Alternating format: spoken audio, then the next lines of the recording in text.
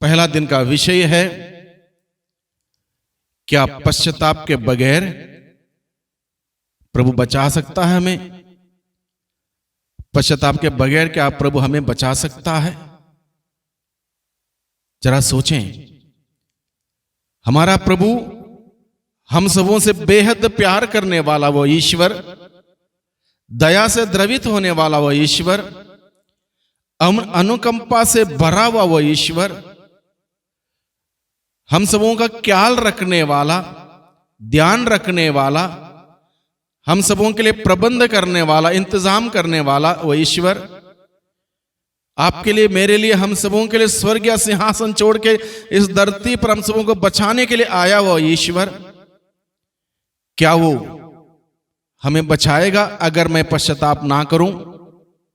ये सवाल है। इस सवाल पर हम लोग आज के दिन में विचार करेंगे। क्या पश्चाताप जरूरी है मुझे बचने के लिए? इस सवाल है और इसका उत्तर है स्वयं प्रभु ने दिया है। लूकस का सुसमाचार अध्याय 13 पद संख्या 3 और पद संख्या 5 में स्वयं प्रभु यीशु कहता है, यदि तुम पश्चाताप नहीं करोगे तो नष्ट हो जाओगे। और वही बात रिपीट की गई पद संख्या 5 में, लूकस का सुसमाचार अध्याय 13 में, यदि तुम पश्चाताप नहीं करोगे तो नष्ट हो जाओगे। If you don't repent you will perish. ये कठोर शब्द इस्तेमाल किया है। प्रभु नहीं चाहता है कि हम पेरिश हो जाएं, नष्ट हो जाएं, बर्बाद हो जाएं। प्रभु नहीं चाहता है। ईश्वर की योजना नहीं है। ईश्वर की योजना यह है कि मनुष्य बच जाए, हर इंसान बच जाए। इस धरती के हमारे जीवन के समाप्ति के बाद हर इंसान स्वर्ग राज्य का सुख भोगे, यह है ईश्वर की योजना। और उस स्वर्ग राज्य के सुख भोगने के लिए हमें छोटा सा कार्य करना है। वो कार्य है पश्चाताप। क्योंकि बाइबल हमें बताता है और हम सभी जानते हैं हमारे जीवन की हकीकत कि हम सब के सब पापी हैं। उस पवित्र प्रभु के सामने हम यूं ही नहीं जा सकते। पाप का कलंक हम सभी लोगों के ऊपर लगा हुआ है। वो पाप का दाग को लेकर, कलंक को लेकर हम पवित्र परमेश्वर के पास जा नहीं सकते, उस पवित्र स्वर्ग में जा नहीं सकते। इसलिए प्रभु ने इस कठोर शब्दों के इस्तेमाल करते हुए कहा, यदि तुम पश्चाताप नहीं करोगे तो सब के सब नष्ट हो जाओगे, बर्बाद हो जाओगे। इसका अर्थ यह है, if you repent you will flourish, if you don't repent you will perish. Perish यानी कि बर्बाद होना, फ्लरिश होना मतलब तरक्की करना। और प्रभु चाहता है हम फ्लरिश हो जाएं, तरक्की करें, हम बचें। प्रभु ये चाहता है। इसलिए प्रभु ने इस शब्दों का इस्तेमाल करते हुए कहा, यदि तुम पश्चाताप नहीं करोगे तो नष्ट हो जाओगे। तो नष्ट शब्द का अर्थ क्या है? नष्ट हो जाना, बर्बाद हो जाना। इसका तात्पर्य क्या है? You are lost. What does it mean? इसका अर्थ यह है, प्रभु यीशु ने स्वयं कहा है, मैं जाऊंगा पिता के पास और तुम्हारे लिए एक स्थान का प्रबंध करने के बाद मैं आऊंगा। इसका मतलब यह है, हम में से हर व्यक्ति के लिए प्रभु यीशु ने स्वर्ग में एक निवास स्थान की तैयारी की है, एक निवास स्थान तैयार कर रखा है।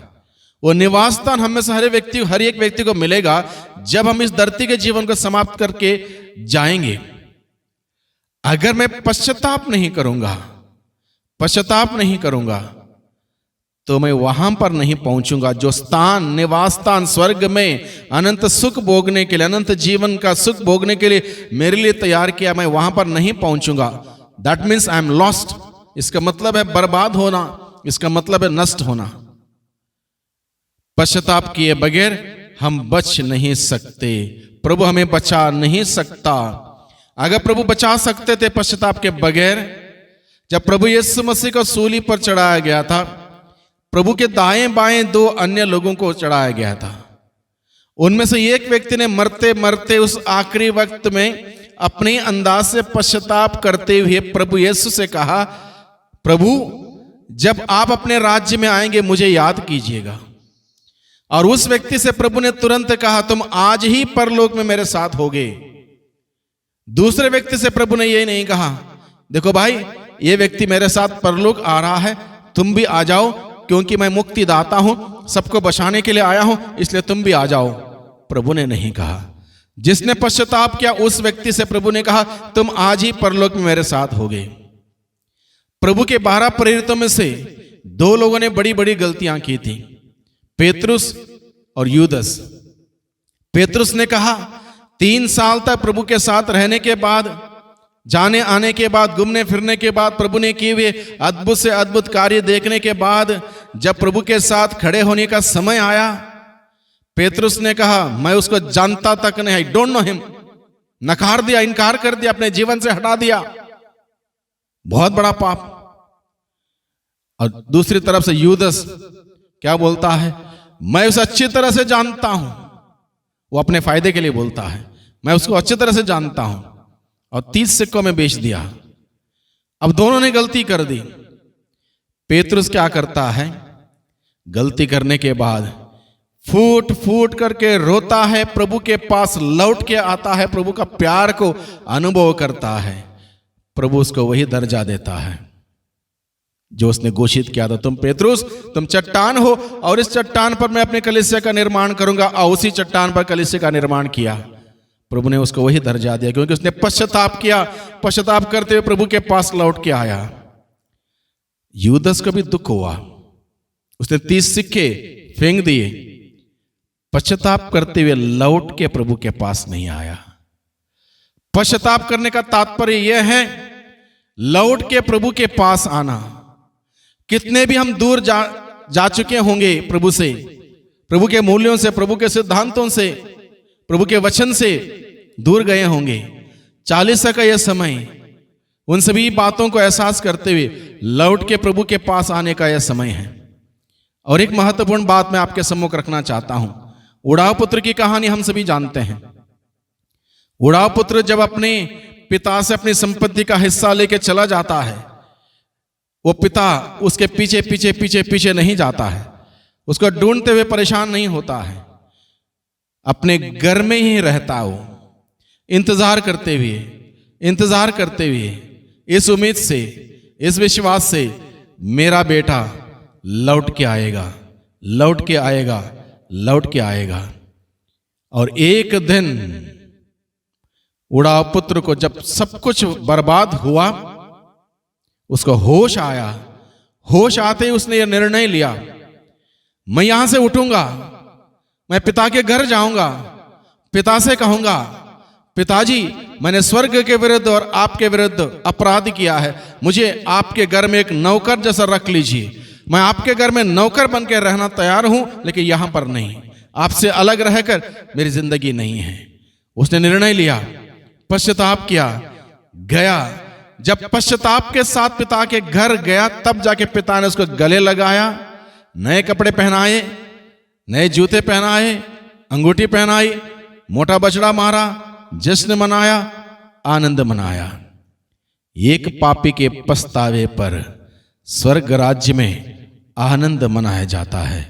भाइयों बहनों, 40 की अवधि में हम सभी हैं। 40 के अनुग्रह के 40 दिन में हम प्रभु के इन वचनों को सुने, ग्रहण करें, पश्चाताप करें, उड़ाव पुत्र के समान निर्णय लें। मैं यहां से उठूंगा और जाऊंगा, पिता से कहूंगा, पिताजी मैंने स्वर्ग के विरुद्ध और आपके विरुद्ध अपराध किया, पाप किया है, मुझे माफ कर दे, आपके बगैर मैं जी नहीं सकूंगा, आप ही मेरा सर्वस्व है, मुझे क्षमा कर दे। क्षमा मांगने का, माफी मांगने का, पश्चाताप करने का ये अवधि है। भाइयों बहनों, हम करें। प्रभु हमें माफ करने के लिए इंतजार कर रहा है। हमारा स्वर्गीय पिता हमें ग्रहण करने के लिए, गले लगाने के लिए इंतजार कर रहा है। उस पिता के पास जाएं, उस पिता के पास जाएं जो हमें अपनाने के लिए तैयार है। आइए भाइयों बहनों, हम प्रार्थना करें। सर्वशक्तिमान पिता परमेश्वर, धन्यवाद देते हैं सुंदर वचनों के लिए। आपने हम सबों को सिखाया, बताया, समझाया पश्चाताप कितना आवश्यक है। पश्चाताप के बगैर हम बच नहीं सकते। प्रभु पश्चाताप का वरदान दीजिए ताकि सच्चे पश्चाताप के साथ हम आपके पास लौट के आ सकें। दुआ करते हैं उद्धारकर्ता यीशु मसीह के नाम से, आमीन।